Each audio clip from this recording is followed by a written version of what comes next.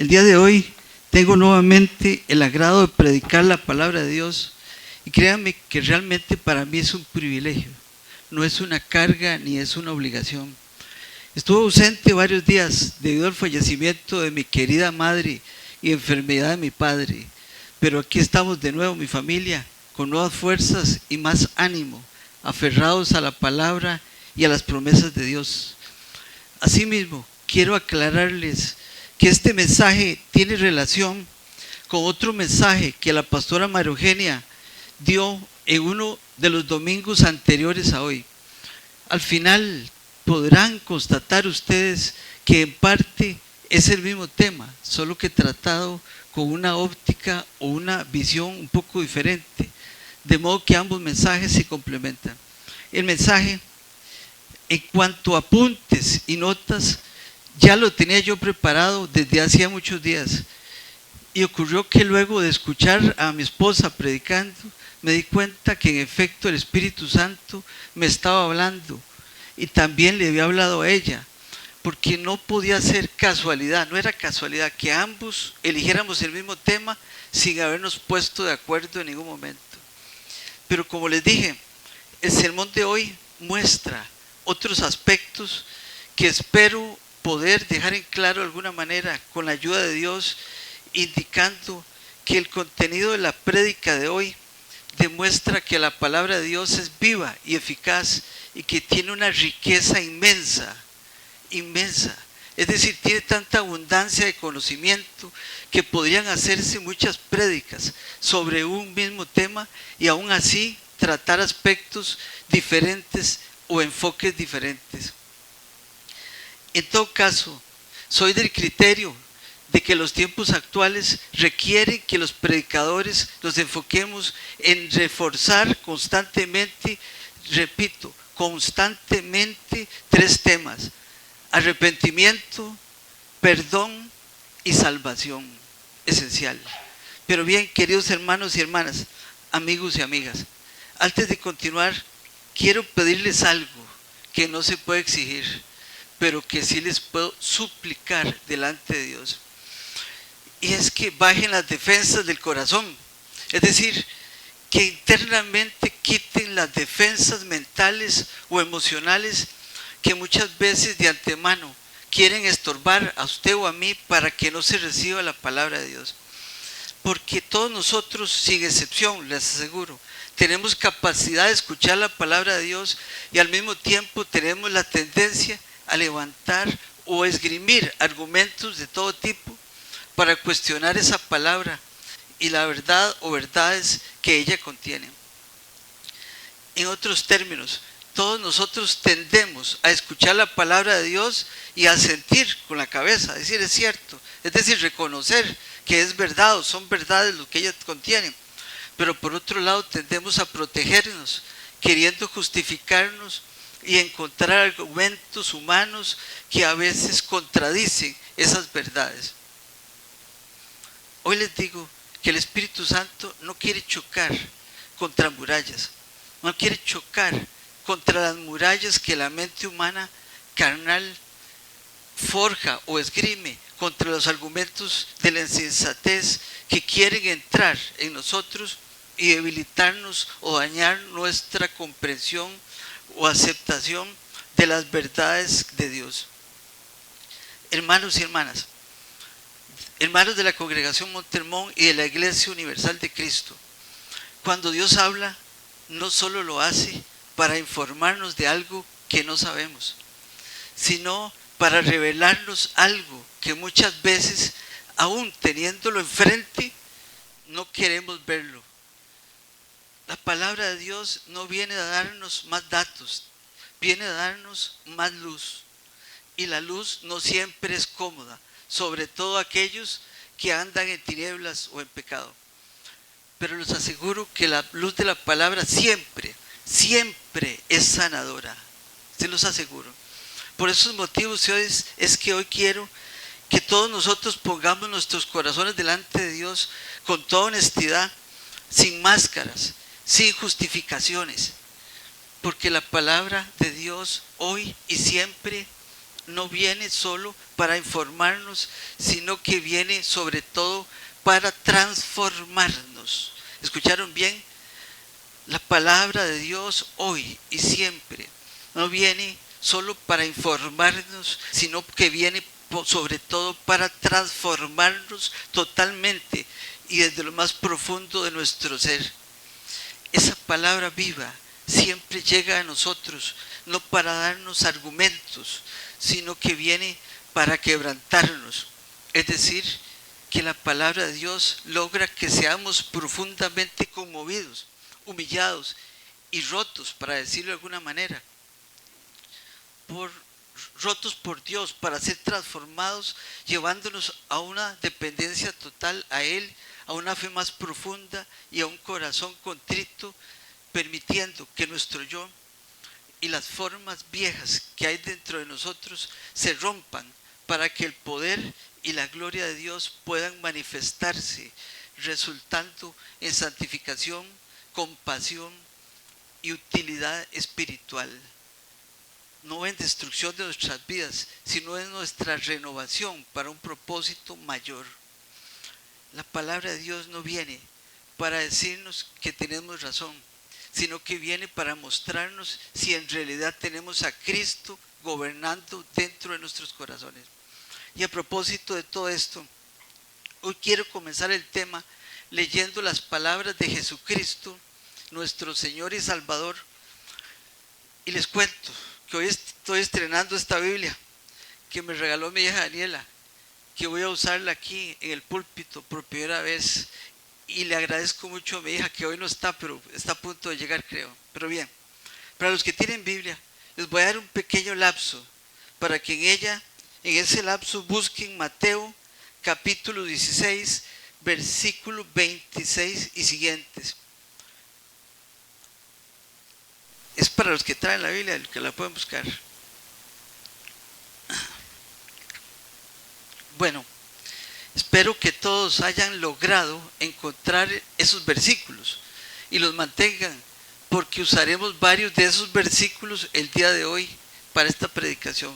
Igual espero que se desplieguen esos versículos ahí en la pantalla. Dice así la escritura en Mateo 16, 26, y leo para ustedes. Dice la palabra lo siguiente: porque ¿qué aprovechará al hombre si ganare todo el mundo y perdiere su alma? ¿O qué recompensa dará el hombre por su alma? Y voy a recitarlo eso nuevamente. Quiero que escuchemos cada palabra como si fuera la primera vez. Escuchen lo que dice Jesucristo en su palabra. Porque ¿qué aprovechará al hombre si ganare todo el mundo y perdiere su alma? ¿O qué recompensa da el hombre por su alma? Dice. Esas palabras que he citado, pronunciadas por nuestro Señor Jesucristo, están contenidas en los llamados evangelios sinópticos, es decir, en Mateo, Marcos, Lucas y Juan. El término sinóptico, para los que no lo saben, proviene del griego sinopticos, que significa capaz de ser visto juntos. Esos 4 evangelios, Marcos, Mateo, Lucas y Juan, relatan todos en forma parecida la vida y las enseñanzas de Jesucristo nuestro Señor. Esas palabras que leí, contenidas en Mateo 16, 26, fueron pronunciadas en un momento muy especial, específico y crucial del ministerio de Jesús, porque fueron pronunciadas por nuestro Señor y Salvador Jesucristo justo después de la confesión de Pedro, que vemos en ese mismo capítulo 16 de Mateo, pero en los versículos 15 y 16. Eso ocurrió en la región de Cesarea de Filipo, al norte de Galilea. Imaginémonos por un momento, hermanos, la escena. Jesús pregunta a sus discípulos: ¿quién dice la gente que soy yo? Y luego pregunta: ¿y vosotros quién decís que soy yo? Dice Jesús. Entonces Pedro responde: tú eres el Cristo, el Hijo del Dios viviente, como se ve en Mateo 16, 16. Esa era la primera vez que un discípulo declaraba abiertamente la identidad mesiánica de nuestro Señor Jesucristo. E inmediatamente después de esa confesión, Jesús comienza a revelar el verdadero propósito de su misión y les dice a todos que Él debía ir a Jerusalén, que Él debía sufrir mucho, debía ser rechazado, muerto y resucitar al tercer día. Así lo podemos ver en Mateo 16, versículos 20 y 21, que dicen, y cito para ustedes, dice la palabra: entonces comenzó Jesús a declarar a sus discípulos que no le dijera a nadie que Él era Jesús. Desde entonces comenzó a declarar a sus discípulos que era necesario ir a Jerusalén y padecer mucho de los ancianos, de los principales sacerdotes y de los escribas, y ser muerto y resucitar al tercer día. Pero hermanos y hermanas, eso que Jesús le dijo a sus discípulos contradecía completamente las expectativas populares de un Mesías político y triunfador. Y era la primera vez que Jesucristo hablaba tan claramente de la cruz. Y esa revelación produjo resistencia a los discípulos, produjo miedo, produjo incomodidad en todos los discípulos. Entonces Pedro, escandalizado y representando el pensamiento humano, toma a Jesús aparte y prácticamente lo regaña y lo reprende diciéndole: Señor, ten compasión de ti. En ninguna manera esto te acontezca, como observamos en Mateo 16, 22. Pedro estaba diciéndolo a Jesucristo, expresándolo de una manera más fácil de entender ahora a nosotros: no pierdas, no sufras, no te entregues, le estaba diciendo Pedro a Jesús. Jesús responde con una de las correcciones más duras del Evangelio. Y le pregunto a ustedes, ¿alguno sabe cuál fue esa corrección que le di, o esa frase de Jesucristo que le dio a Pedro? ¿Alguien sabe? Qué duro, sí. Jesús le dice a Pedro: quítate delante de mí, Satanás, le dijo. Me eres tropiezo, porque no pones la mira en las cosas de Dios, sino en las de los hombres. Como se lee en Mateo 16, 23. Seguramente ustedes ahora se preguntan, ¿por qué? ¿Por qué Jesús dijo eso? ¿Y por qué fue tan directo y duro en palabras o expresiones con Pedro? Y la respuesta es porque Jesús identifica en la actitud protectora de Pedro la misma tentación que el diablo le ofreció a Jesús en el desierto. Un mesianismo fácil, un mesianismo sin cruz, un mesianismo sin dolor, sin esfuerzo, sin entrega, sin obediencia a Dios. Y de ahí surge una verdad eterna que Cristo estaba transmitiendo a los discípulos y a nosotros ahora. Y esta es la verdad: todo pensamiento que evita la cruz, aunque parezca razonable, no viene de Dios. Todo consejo que prioriza la ganancia humana, la comodidad humana, por sobre la obediencia a Dios, es un tropiezo espiritual grave. Es en ese momento, hermanos, para continuar con la escena, después de corregir a Pedro, cuando nuestro Señor Jesucristo extiende su maravillosa enseñanza a todos, a usted y a mí y al resto de la humanidad, y pronuncia esas palabras contenidas en Mateo 16, 24 al 26, que dice, refiriendo lo que la Escritura dice: y llamando a la multitud y a sus discípulos les dijo: si alguno quiere venir en pos de mí, niéguese a sí mismo. Tome su cruz y sígame, dice la palabra. Porque todo el que quiera salvar su vida, la perderá. Y todo el que pierda su vida por causa de mí y del Evangelio, la salvará, dice. Porque ¿qué aprovechará el hombre si ganare todo el mundo y perdiere su alma? ¿O qué recompensa dará el hombre por su alma? Dice la palabra. Hermanos y hermanas, voy a leer ese pasaje de nuevo, porque sé que a algunos ya les llegó hondo, pero estoy seguro que con una segunda lectura les va a llegar hasta lo más profundo del alma.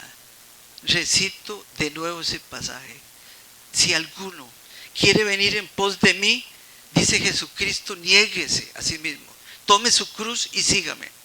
Porque todo el que quiera salvar su alma la perderá, y todo el que pierda su vida por causa de mí y del Evangelio la salvará, dice la palabra.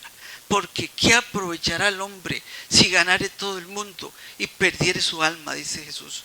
¿O qué recompensa dará el hombre por su alma?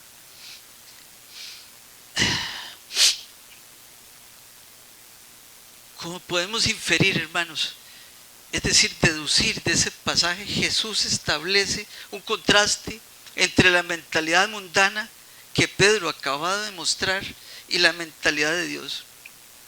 Pedro pensaba en ganar, es decir, pensaba en evitar el sufrimiento y probablemente aspirar a un reino terrenal poderoso. Pero Jesús le dice y nos dice que ese camino conduce a la pérdida definitiva. Como vemos, es en ese contexto que Jesús habla de ganar y perder, no como conceptos económicos, sino como realidades espirituales. Ahí, con esas palabras, Jesús nos quiere decir que la verdadera vida, la existencia eterna, no se gana aferrándose a la seguridad, aferrándose al poder o al placer mundanos. Para ponerlo en una forma resumida, la verdadera vida no se logra intentando ganar el mundo, entre comillas, sino siguiéndolo a Él, siguiendo a Jesús, incluso por el camino del sacrificio y de la cruz. Y cuando Jesús dice ganar el mundo, está usando un lenguaje que sus oyentes entendían y que me imagino que ustedes también comprenderán hoy perfectamente. Y es que en el judaísmo del siglo I y aún hoy, el mundo, entendiendo por tal las posesiones materiales, representaba y representa seguridad material. Tener tierras significa estabilidad económica. Tener herencia significa continuidad familiar. Tener reconocimiento legal significaba honra. Y Jesús con sus palabras nos dice, podemos tener todo eso y aún así estar vacíos por dentro. ¿Puede usted tener todo eso y aún así estar totalmente vacío por dentro? Porque, hermanos y hermanas, el alma y el espíritu del hombre no se alimentan de bienes materiales. El alma y el espíritu del ser humano no se sostiene con documentos, no se sana con victorias externas o materiales. El alma y el espíritu del hombre y de la mujer necesita paz con Dios, necesita a Dios. Es por eso que Jesús pregunta, ¿qué recompensa dará el hombre por su alma? Y esa pregunta que hizo Jesús es una pregunta retórica, es decir, es una pregunta que él hizo no para manifestar duda o pedir respuesta, sino para expresar indirectamente una afirmación o dar más fuerza y eficacia a lo que él estaba diciendo en ese momento. Mediante esa pregunta Jesús nos quiere decir que el alma es invaluable. No hay posesión, éxito o fama en este mundo que pueda compensar su pérdida. Una vez perdida el alma, no hay nada que podamos dar a cambio, hermanos. Y es ahí cuando Jesús, con esas palabras maravillosas, pone al ser humano, a usted y a mí, frente al espejo de la eternidad, para decirlo de alguna manera poética. Está diciéndole a usted, puedes ganar un juicio, puedes ganar una discusión, puedes ganar un altercado, puedes ganar un contrato, puedes ganar una herencia, puedes ganar una propiedad, puedes ganar una posesión, puedes ganar lo que sea y aún así perderlo todo. Si observamos bien en las palabras de Jesús, ubicadas en Mateo capítulo 16, versículos 24 al 26, vemos que Él, nuestro Señor Jesús, no nos está diciendo que otra persona nos quite el alma, está diciendo que la perdamos. Y perder algo dentro de esa explicación se muestra como consecuencia de una decisión progresiva, de una elección repetida, de un camino recorrido paso a paso, Y aquí es donde estas palabras de nuestro Señor Jesucristo se vuelven totalmente actuales y confrontativas para cada uno de nosotros. Actuales y confrontativas para usted y para mí, hermanos. Porque nadie pierde el alma de un día para otro. Se pierde cuando empezamos a justificar el rencor. Se pierde cuando empezamos a endurecer el corazón. Se pierde cuando empezamos a decir, Dios entiende, pero dejamos de obedecer. Por eso Proverbios, capítulo 4, versículo 23 dice, sobre toda cosa guardada, guarda tu corazón, porque de él mana la vida. Repito, sobre toda cosa guardada, guarda tu corazón, porque de él mana la vida, dice la palabra. Jesús sabía y sabe que el corazón humano, el suyo y el mío, tiende a aferrarse a cosas que no aprovechan o tienden a extraviarnos. Y por eso es que inmediatamente de esa reprensión a Pedro, Jesús dice en Mateo 16, 24 lo siguiente: si alguno quiere venir en pos de mí, niéguese a sí mismo y tome su cruz y sígame. Y leo de nuevo: si alguno quiere venir en pos de mí, dice Jesús, niéguese a sí mismo y tome su cruz y sígame. Hermanos y hermanas, amigos y amigos, ahí con esas palabras Jesús está poniendo a nosotros frente al espejo de la eternidad. A eso me refería. Está diciendo, ustedes pueden ganar lo que sea, pueden ganar lo que sea, pueden ganar una discusión otra vez, pueden ganar una contienda, pueden ganar un bien material, pueden ganar una ventaja económica, pueden ganar una herencia, pueden ganar una propiedad, pueden ganar un pleito y aún así perderlo todo. Pueden perder la paz, podrían perder el gozo y, más grave, podrían perder la comunión con Dios. Porque hay pérdidas, hermanos, que no se ven en el banco, es decir, no se reflejan en la cuenta bancaria, pero se sienten en el alma. Hay derrotas que no aparecen en los papeles, en los documentos, en los contratos, pero aparecen en la ausencia de oración. Y hay victorias que celebran los hombres, pero que entristecen al cielo, que entristecen a Dios. Hermanos, en realidad esas palabras de Jesús que hemos leído son una invitación radical, contundente y directa. Jesús no nos da un mensaje suave o complaciente, como algunos mensajes que hoy se dicen en algunas iglesias que han quitado la mirada de Cristo. Ese mensaje Jesús no adapta sus palabras para que sean más aceptables, como lo hacen muchos predicadores que con su extravío han convertido sus iglesias en sinagogas de Satanás. Por el contrario, Jesucristo deja claro desde el principio cuál es el camino y lo dice directo: negarse a sí mismo. Y negarse a sí mismo significa renunciar al derecho de ser el centro. Significa aceptar que no todo gira alrededor de mis intereses, que no todo gira alrededor de mis derechos, que no todo gira alrededor de mis heridas o de mis reclamos. En una cultura como la nuestra y también como la de aquel tiempo, donde la honra personal era fundamental, eso era escandaloso.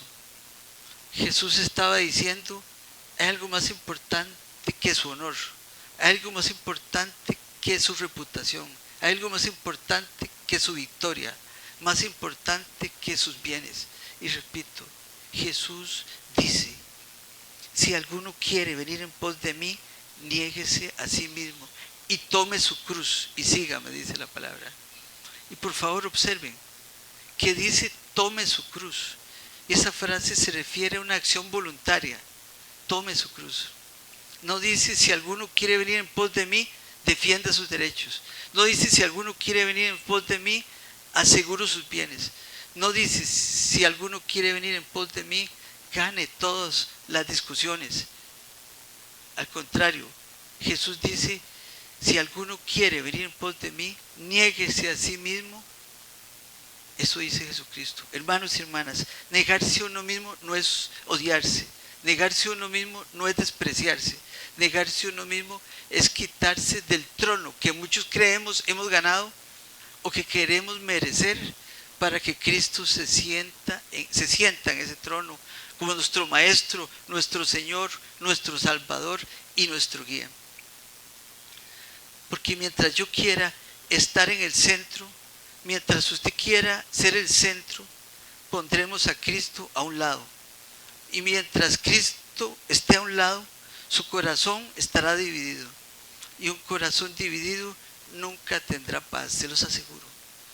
Y tomar la cruz como Jesús nos recomienda no es una metáfora romántica. Podrá parecer eso hoy para aquellos que hoy no han comprendido bien el mensaje de nuestro Señor Jesucristo y Salvador. Pero en ese tiempo en el que Jesús pronunció esas palabras, nadie tomaba la cruz por voluntad propia. La cruz era impuesta por el Imperio Romano. Era símbolo de opresión. La cruz era símbolo de injusticia. Era símbolo de castigo externo y símbolo de una muerte dolorosa y deshonrosa humanamente hablando. La cruz en ese tiempo era un instrumento de muerte, era humillación pública, era pérdida total de los derechos de la persona. Permítanme un momento, hermanos.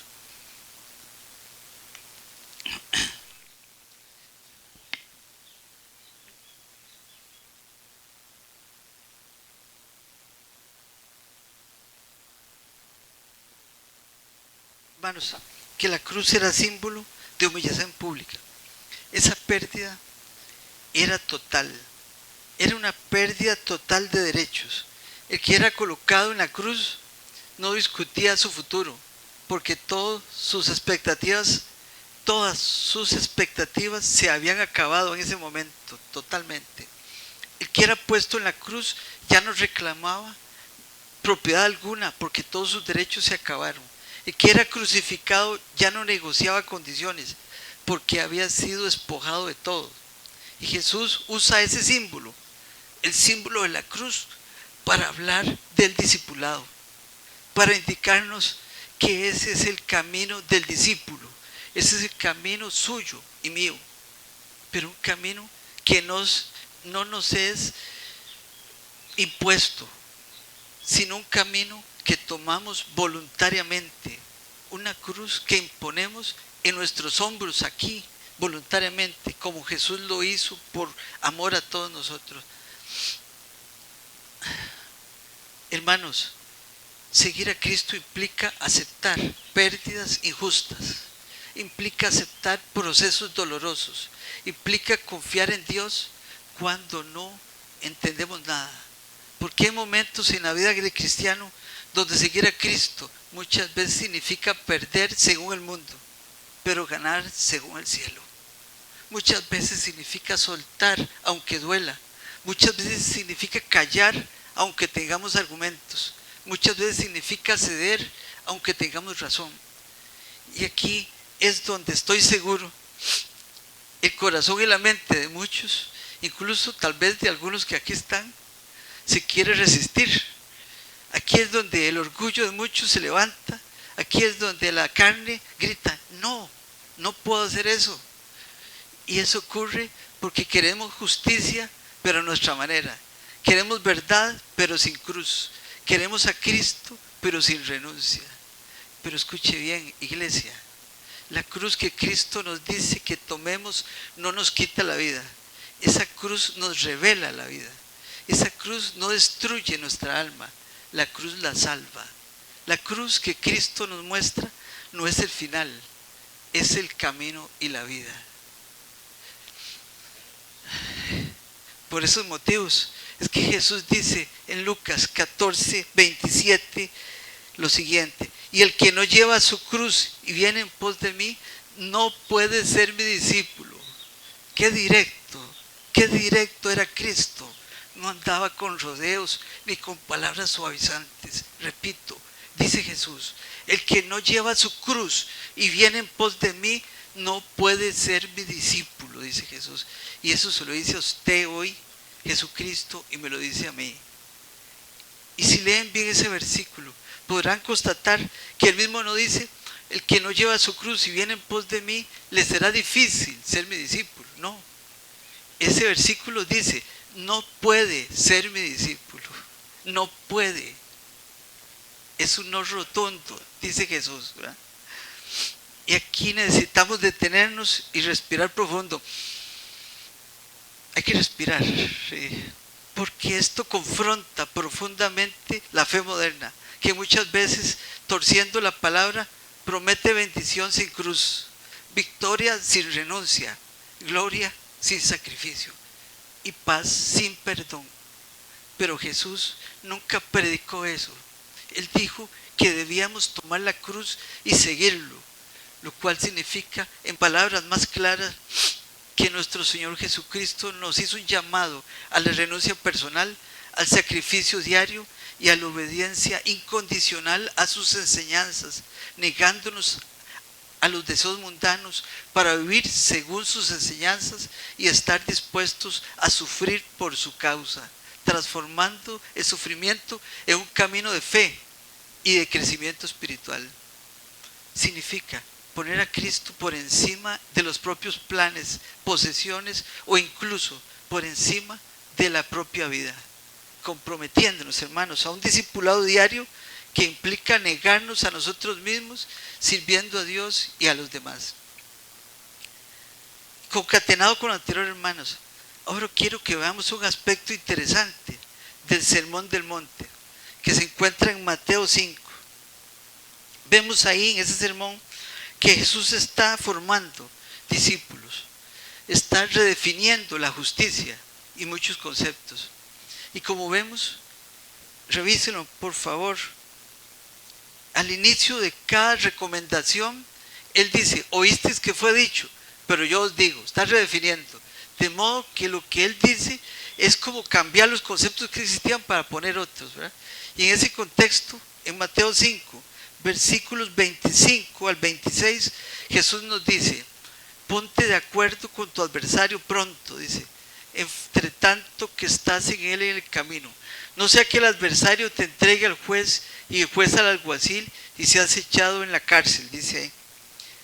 Dice la frase esencial, ponte de acuerdo con tu adversario pronto, dice. Y eso no es un consejo legal, no es una instrucción espiritual. Es que ese texto está en medio de una enseñanza sobre la reconciliación. Jesús estaba hablando a una sociedad profundamente legalista, donde todo se resolvía por tribunales, donde la honra, la vergüenza y el dinero estaban profundamente ligados. Y Jesús rompe la lógica humana y dice, no esperes siempre ganar el juicio, no esperes siempre ganar la discusión, no esperes siempre ganar la contienda, porque es mejor ganar al hermano. No esperes que siempre el juez te dé la razón. Es mucho mejor buscar tener paz delante de Dios. No esperes que siempre la ley te justifique. Primero examina tu corazón. Jesús no está negando la justicia humana, está enseñando una justicia superior, la justicia del reino de Dios, la justicia que no se mide por quién gana, sino por quien ama. La justicia que no se basa en contratos, sino en corazones rendidos. Y aquí hay algo muy profundo, hermanos. Jesús dice, ponte de acuerdo pronto. No dice, ponte de acuerdo cuando el otro cambie. No dice, ponte de acuerdo cuando el otro te pida perdón. No dice, ponte de acuerdo cuando te reconozcan lo que es tuyo. Jesús lo que dice en forma muy directa, ponte de acuerdo pronto.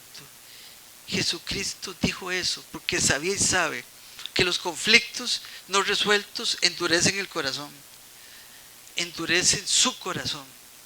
Jesús sabe que el resentimiento se disfraza muchas veces de justicia, sabe que el orgullo se esconde detrás de la razón, porque el tiempo no sana las heridas cuando no hay humildad, porque el resentimiento es una cárcel invisible.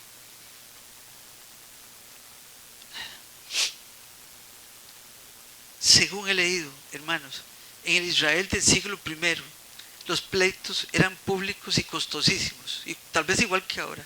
Una vez que un conflicto llegaba al juez, la relación quedaba destruida. Jesús dice, no esperen llegar ahí, no escalen el conflicto, no dejen que el orgullo tome el control, porque hay cárceles que no tienen barrotes, ya que tienen que ver con aspectos del interior del ser humano y que desde adentro lo aprisionan. Hermanos y hermanas, hay prisiones que se llaman amargura y orgullo. Hay cadenas que se llaman resentimiento o temor. Cuando Jesús dice, no sea que termines en prisión, no se está refiriendo solo a una prisión física, porque todos sabemos que a veces hay prisioneros de prisiones emocionales, y todos sabemos también que hay prisioneros de prisiones espirituales, y esas son prisiones muy particulares, no una megacárcel como ahora en estos días se está hablando, digamos. Son prisiones rarísimas, en las cuales se tienen ciertas libertades rarísimas, como por ejemplo seguir viniendo a la iglesia, pero la persona ya no adora igual. Cárceles en las cuales se sigue orando, pero sin lágrimas, y en las cuales se sigue cantando, pero sin gozo. Porque les aseguro, hermanos y hermanas, amigos y amigas, hay cadenas que no se ven, pero que pesan mucho. Por eso Hebreos 12:15 dice lo siguiente: mirad bien, no sea que alguno deje de alcanzar la gracia de Dios, que brotando alguna raíz de amargura os estorbe. Finalmente Jesús lleva todo eso, todo esto, todo el discurso al corazón del perdón en Mateo 18. Ahí nuestro Señor nos cuenta una parábola que es como un martillo al orgullo humano, la parábola del siervo sin misericordia. Y es aquí donde esta prédica se relaciona con las prédicas anteriores de la pastora María Eugenia. Y es así, no porque quiera relacionarlas, sino porque el mensaje de la cruz es un mensaje que todo lo comprende. Sí, el mensaje de la cruz, escuchen bien por favor, es un mensaje que comprende todo prácticamente. Está formado por muchos trozos de madera, para ponerlo de una manera metafórica. Tal como una cruz física los tiene, muchos trozos, varios trozos de madera. Y uno de esos trozos es el perdón. Y Jesús, cuando llevó su cruz, tuvo que llevar a cuestas ese madero, perdonando todo lo que le había ocurrido. Pero sobre todo lo que le ocurrió durante su persecución y agonía, perdonando a todos los que lo ofendieron, a los que lo persiguieron, a los que lo escupieron, a los que lo maltrataron y al final lo asesinaron. Y recordemos que Pedro pregunta a Jesús, ¿cuántas veces se debe perdonar? Y Jesús responde con una cifra que no es matemática, sino simbólica. Y luego cuenta la parábola del siervo que fue perdonado de una deuda impagable. Es un texto que seguro muchos conocen, pero quiero repetir. Un rey quiso hacer cuentas con sus siervos y le fue presentado uno que le debía 10,000 talentos, dice la palabra. Hermanos, 10,000 talentos no era una deuda común, como ya se ha dicho varias veces en esta congregación. Era una cantidad imposible de pagar. Representaba millones y millones de denarios. Era una forma de decir una deuda incalculable. 10,000 talentos. Para que entendamos lo siguiente: un talento en la Biblia era la unidad de peso y valor monetario más grande, equivalente a unos entre 34 a 60 kilogramos, dicen los que saben, aproximadamente entre 75 y 130 libras de metales preciosos. En el Nuevo Testamento un talento de plata representaba aproximadamente 6,000 denarios, lo que equivaldría a casi 20 años de salario de un trabajador. Entonces estamos hablando de una deuda que requeriría miles de años de trabajo. Jesús está diciendo, así de grande era su deuda y mi deuda con Dios, así de imposible era de pagarla. Por lo tanto, si Dios lo perdonó a usted y me perdonó a mí, Así fue de absoluta, inmensamente grande la gracia que Dios nos dio. Y cuando ese siervo mencionado en la palabra no perdona una deuda pequeña, Jesús está mostrando el contraste entre la gracia recibida y la gracia negada, entre la gracia que nosotros recibimos y la gracia que nosotros a veces negamos a otros. Por eso Jesús concluye con una advertencia seria, contenida en Mateo 18, versículos 32 al 35. Dice ahí lo siguiente: entonces llamándole su señor le dijo: siervo malvado, toda aquella deuda te perdoné porque me rogaste. ¿No debías tú también tener misericordia de tu consiervo como yo tuve misericordia de ti? Entonces su señor, enojado, le entregó a los verdugos hasta que pagare todo lo que debía. Así también mi Padre Celestial, dice la Biblia, hará con vosotros si no perdonáis de todo vuestro corazón cada uno a su hermano sus ofensas. Esa hermosa parábola nos muestra que el perdón no es opcional para los hijos de Cristo, ni en el reino de Dios. El perdón es una obligación y es una evidencia de haber entendido y aceptado la cruz. Como dice Colosenses 3:13, dice lo siguiente: soportándoos unos a otros y perdonándoos unos a otros si alguno tuviere queja contra otro. De la manera en que Cristo os perdonó, así también hacedlo vosotros, dice la palabra. Hermanos, no hay bien material que valga perder la sensibilidad espiritual. No hay contrato que valga perder la comunión con Dios. No hay discusión o disputa que valga perder la paz. No hay victoria humana que valga apagar la voz del Espíritu Santo de Dios. Hermanos y hermanas, quiero que nos detengamos todavía más en esta enseñanza de Jesús en Mateo capítulo 18.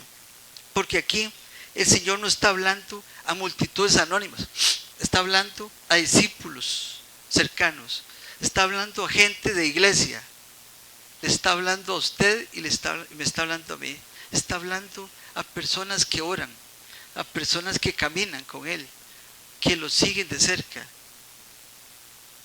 Y relacionado con lo que venimos diciendo, vemos que en Mateo 18:21 la Biblia dice que Pedro se acercó a Jesucristo y le preguntó: Señor, ¿cuántas veces perdonaré a mi hermano que peque contra mí? ¿Hasta 7? Preguntó Pedro. Y según dicen los entendidos, Pedro no estaba siendo duro, de hecho estaba siendo generoso, generosísimo, dice la palabra, porque según los estándares rabínicos de la época, los maestros judíos enseñaban que perdonar 3 veces era suficiente. Pero Pedro, con mayor amplitud, según él, ¿verdad?, propone perdonar hasta 7 veces, que es el número de la perfección y la plenitud. Pedro pensó seguramente, me imagino, que estaba yendo más allá y quedando requete bien con Jesucristo. Pero Jesús le responde en el versículo 22 de ese capítulo 18 de Mateo lo siguiente: no te digo hasta 7 veces, aún hasta 70 veces 7. Debemos entender correctamente que esa expresión, porque Jesús no está dando una fórmula matemática, no está diciendo 490 veces exactas son las que debes perdonar, no. Jesús está diciendo: el perdón en el reino de Dios no tiene contador, no tiene límite. No se administra por cantidades, se administra por gracia y por misericordia. Porque el perdón no fluye desde la herida. El perdón que Dios nos pide no es el que nace ya cuando la herida ha sido sanada, no. Es el perdón que Dios nos exige, es el que fluye desde la cruz. Es decir, debe surgir y fluir en medio del dolor, para que imitemos a Cristo crucificado. De modo que ese perdón debe surgir desde la memoria, desde nuestra memoria, de lo que Dios hizo con nosotros. Y recapitulando, Jesús cuenta la parábola, como se ve en Mateo 18:23, y dice: por lo cual el reino de los cielos es semejante a un rey que quiso hacer cuentas con los siervos. Parece que eso que se cuenta en la parábola era algo común. Los reyes delegaban administración, y cuando Jesús dice hacer cuentas, está hablando de rendición, está hablando en esa palabra de evaluación, está hablando de hacer un balance, ¿verdad? Y como dijimos antes, aparece un siervo que debía 10,000 talentos. Hermanos y hermanas, como dije, es una cantidad deliberadamente exagerada. Jesús está usando una cifra absurda para causar impacto. 10,000 era el número más alto que el vocabulario griego en ese tiempo contenía. Talento, como dije, la unidad monetaria más grande. Es como decir una deuda infinita. Jesús está diciendo, así es nuestra deuda delante de Dios, no pequeña, no manejable, no negociable. Todos éramos esclavos del pecado y acreedores de la muerte, porque bien lo dice Romanos 6:23, dice, porque la paga del pecado es muerte, mas la dádiva de Dios es vida eterna en Cristo Jesús nuestro Señor, dice la palabra. Y Romanos 3:10 añade, no hay justo ni aun uno, dice la palabra. De modo que si todos éramos pecadores, todos debíamos morir. Pero el Rey, movido a misericordia, perdona toda la deuda, no reduce, no reestructura, no renegocia, no pone condiciones adicionales. Así lo hizo Dios con nosotros, nos perdonó todo, toda la deuda. Eso es gracia de Dios. Y así lo expresa Efesios 2, versículos 8 y 9, que dice, porque por gracia sois salvos por medio de la fe, y esto no de vosotros, pues es don de Dios, dice la palabra. Pero hermanos, volviendo a la parábola, el drama comienza cuando el siervo perdonado sale y se encuentra con alguien que le debía otra cantidad. Sí, como 100 días de trabajo. Algo que no era nada comparable con 100 talentos, nada. Y lo toma del cuello, lo agarra de aquí. Aquí Jesús está mostrando algo muy humano. Cuando olvidamos nuestra historia con Dios, nos volvemos violentos con otros. No necesariamente con golpes, pero con palabras, con exigencias, con actitudes, con dureza, con intransigencia. Y cuando el rey se entera, lo llama siervo malvado. No le dice siervo endeudado, no le dice siervo descuidado, le dice siervo malvado, le dice la palabra. Porque para Dios la falta de misericordia no es debilidad, es maldad. Y Jesús concluye, como ya vimos en Mateo 18:35, diciendo lo siguiente: así también mi Padre hará con vosotros si no perdonáis de todo vuestro corazón cada uno a su hermano.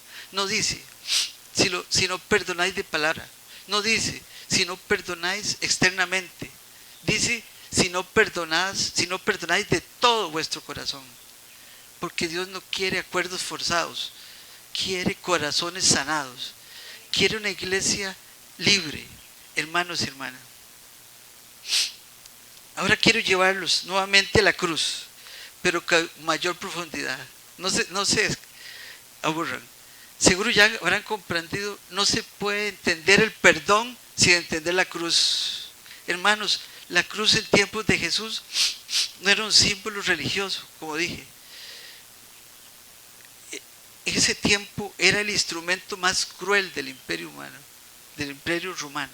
Estaba diseñada la cruz no solo para matar, sino estaba diseñada para humillar, estaba diseñada para advertir, estaba diseñada para quebrar la voluntad y para hacer que otros temieran mucho. Los romanos crucificaban a las personas desnudas, crucificaban a las personas en lugares públicos, los crucificaban lentamente. Y Jesús sabía eso. Cuando Jesús dice, tome su cruz, no está hablando de incomodidades pequeñas, está hablando de morir al orgullo, de morir a la venganza, de morir al deseo de imponerme. Isaías 53:3 dice, despreciado y desechado por los hombres, varón de dolores, experimentado en quebranto, dice la palabra. Jesús fue injustamente tratado, injustamente acusado, injustamente condenado. Y aún así, como vemos en Lucas 23:34, desde la cruz dice, Padre, perdónalos porque no saben lo que hacen, dijo Jesucristo. Hermanos y hermanas, eso es perdón. No cuando el otro se arrepiente, no cuando el otro reconoce, sino cuando el dolor dentro de nosotros es real, pero la gracia es mayor. Y aquí es donde esta predicación se vuelve profundamente práctica.